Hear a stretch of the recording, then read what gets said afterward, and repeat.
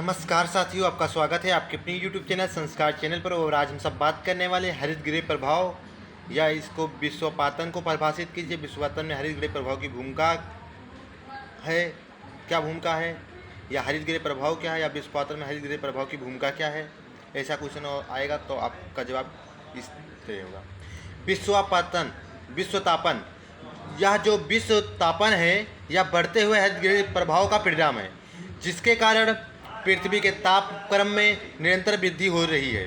पृथ्वी के तापक्रम में निरंतर वृद्धि होने का असर पूरे विश्व पर पड़ रहा है, जिसके अनेक तरह की समस्याएं उत्पन्न हो रही है।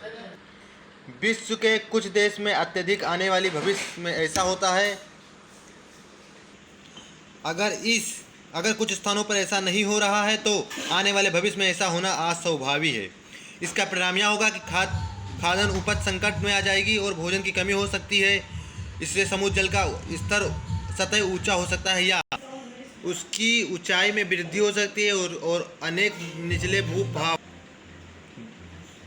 निचले भूभाग जलमग्न हो सकते हैं।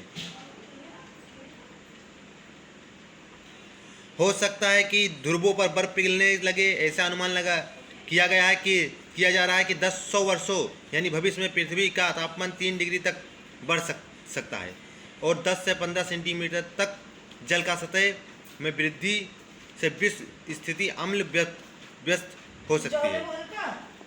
इनसे पूरे विश्व की जैव विविधता और उससे प्राप्त होने वाले आर्थिक लाभों से लोगों को वंचित होना पड़ेगा।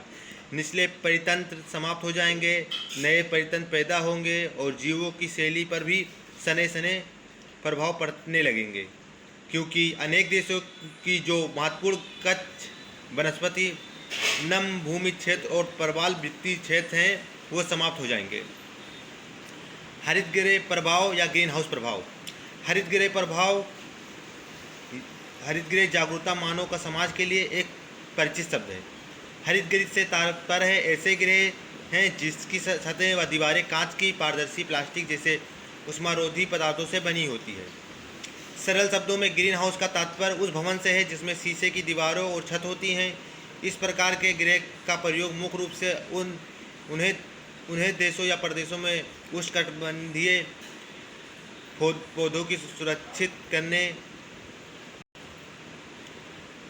रखने और अभिवृद्धि के लिए किया जाता है। हरित गृह में सूर्य का प्रकाश प्रकाशीय ऊर्जा के रूप में कांच या प्लास्टिक के बने गृह में प्रवेश तो कर सकता है, लेकिन प्राकृतिक रूप से पेड़ या पौधे के लिए आवश्यक उसमें ऊर्जा के रूप में शीघ्र ही परिवर्तन हो जाता है और उष्मारोधी छतों और दीवारों होने के कारण उसमें ऊर्जा बाहर नहीं आ पाती। इस कारण ग्रीन हाउस का प्रयोग पेड़ पौधों को जीवित रखने के लिए किया जाता है। इसी प्रकार पृथ्वी पर वनस्पतियों और समस्त प्राणियों को जीवन हेतु आवश्यक उसमें ऊर्जा की सहायता से प्राकृतिक रूप से तापक्रम में बने रहने की प्रक्रिया हरित गृह प्रभाव या ग्रीन हाउस इफेक्ट के नाम से जानी जाती है। फ्रॉम कोविल इंग्लिश डिक्शनरी के अनुसार ग्रीन हाउस प्रभाव पृथ्वी पर तापमान में निरंतर वृद्धि होने की समस्या है, क्योंकि सूर्य के आने वाले ताप को पृथ्वी रोक तो लिया जाता है पर उसे वायुमंडल से बाहर नहीं निकाला जा सकता। इस प्राकृतिक अवस्था में पृथ्वी पर सूर्य के प्रकाश के रूप में आने वाली प्रकाशीय ऊर्जा उसमें ऊर्जा के रूप में परिवर्तित होकर जब पृथ्वी के से अंतरिक्ष में वापस लौटने लगती है तो ऐसी स्थिति में वायुमंडल में उपस्थित कुछ गैसें उसमें ऊर्जा को अवशोषित कर लेती हैं और परिणाम स्वरूप उन गैसों को ग्रीन हाउस गैसों के नाम से जाना जाता है।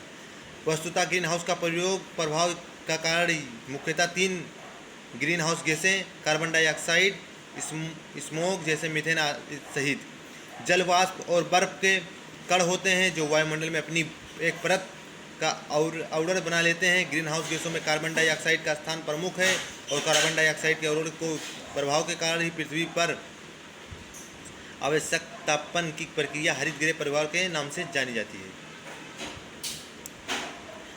ए ने अपनी पुस्तक the changing of force of earth में ग्रीन हाउस इफेक्ट को हाउस इफेक्ट नाम दिया और कहा जाता है कि कार्बन डाइऑक्साइड मुख्यतः पृथ्वी की सतह पर तथा अपने बीच ऐसा संभाग या घर तैयार करती लेती जिसमें तापमान में वृद्धि होती है। ऑक्सफोर्ड शब्दकोश में हरित गृह प्रभाव को निम्नलिखित शब्दों में व्यक्त किया गया है। वायुमंडल में मानव जनित कार्बन डाइऑक्साइड के अवरोध प्रभाव के कारण पृथ्वी की सतह के परगामी तापमान को हरित गृह प्रभाव कहते हैं। यदि प्राकृतिक रूप से यह अवरोध नहीं होता तो यह ग्रह एक ठंडा ग्रह होता और इस पर जीवन असंभव होता। अतः कहा जा सकता है कि हरित गृह प्रभाव के प्राकृतिक के कारण ही आज पृथ्वी का समय जीवों का जीवन बना हुआ है। ग्रीन हाउस गैसों में वृद्धि के प्रभाव। ग्रीन हाउस में वृद्धि के निम्नलिखित प्रकार हो सकते हैं। जलवायु में परिवर्तन। वैज्ञानिकों के अनुसार वर्ष 2025 तक आज की तुलना में 10 सेल्सियस तापमान में वृद्धि हो जाएगी और जब तापमान में वृद्धि होगी तो जलवायु में परिवर्तन आने लगेगा। तापमान बढ़ने पर वाष्पीकरण अधिक होगा और उत्तरी अक्षांशों से शीत ऋतु से बर्फ पिघलने लगेगी। सूर्य की रोशनी के परिवर्तन में कमी आएगी। इससे तापमान और अधिक बढ़ेगा। समुद्र के जल स्तर में वृद्धि। तापमान में वृद्धि और ध्रुवीय क्षेत्रों की हिम पिघलना प्रारंभ हो जाएगी, जिससे समुद्र का जल स्तर ऊंचा उठाएगा। वैज्ञानिक का विचार है कि अगली सदी तक यदि ऐसी दशाएं हो तो हर 10 वर्ष बाद समुद्र के जल के स्तर 6 सेंटीमीटर ऊंचा रहेगा। 21वीं सदी के अंत तक सागर 65 सेंटीमीटर ऊंचा उठेगा। ऐसा होने पर समुद्र तटीय भाग जलमग्न हो जाएंगे तथा अधिकांश द्वीप जल में डूब जाएंगे। ऊर्जा के स्रोत का प्रभाव। पृथ्वी पर तापमान में वृद्धि होने से जल तथा ईंधन के रूप लिए लकड़ी का आशा भी हो जाएगा। लकड़ी की कमी से विद्युत उत्पादन भी प्रभावित होगा। वृक्षों तथा कृषि उपजों का प्रभाव। तापमान में वृद्धि तथा कार्बन डाइऑक्साइड की वृद्धि से वर्तमान वनस्पतियों पर प्रतिकूल प्रभाव पड़ेगा। सूखे एवं उच्च तापमान के कारण वनस्पति वर्तमान जातियां लुप्त हो जाएंगी और उनके स्थान पर अलाभकारी वनस्पतियों में वृद्धि होने लगी। हरित गृह गैसों के दुष्परिणाम के बचाव। हरित गृहों में दुष्परिणाम के बचने के लिए निम्नलिखित उपाय किए जा सकते हैं। जीवाश्म ईंधन जैसे डीजल, पेट्रोल, कोयला आदि का उपयोग कम किया जाए और इनके लिए वैकल्पिक साधनों जैसे CNG गैस या मेथेनॉल आदि के प्रयोग से व्यवहारिक बनाया जाए। कृषि उत्पाद को बढ़ाने के लिए कंपोस्ट अथवा गोबर के खाद के प्रयोग को बढ़ावा दिया जाए। इससे हरित गृह गैस के प्रभाव बचा जा सकता है। व्यक्तिगत ऊर्जा व्यय में खपत कम करने की आदत डालें तथा कारों के बजाय बसों का अत्यधिक उपयोग करें।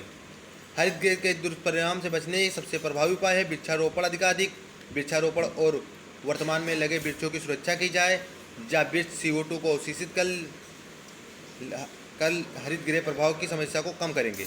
एक अनुमान के अनुसार संपूर्ण धरती का 30% क्षेत्रफल वन क्षेत्रों के रूप में समुचित प्रयास द्वारा यही आच्छादित कर दिया जाता है, जो लगभग 60% तक हरित गैसों के दुष्परिणाम को कम किया जा सकता है। आम जन के ऊर्जा के महत्व को तथा उससे होने वाले दुष्परिणामों से परिचित कराना जाए। उनको यह समझाने का प्रयास किया जाए कि साइकिल का प्रयोग उत्तम एवं श्रेष्ठ है। उपयुक्त सारी स्थिति से सारे लोगों को अवगत कराने का प्रयास किया जाए। क्लोरोफ्लोरोकार्बन के प्रयोग वाले साधनों का इस्तेमाल को रोका जाए। विकसित और विकासशील देशों में औद्योगिक की गति लगाम का प्रयास किया जाना चाहिए और साथ ही साथ प्राकृतिक और सादगीपूर्ण जीवन व्यतीत करने के लिए लोगों को प्रोत्साहित किया जाए। अगर आप सभी को चैनल अच्छा तो प्लीज़ लाइक सब्सक्राइब कीजिए। Thanks for watching.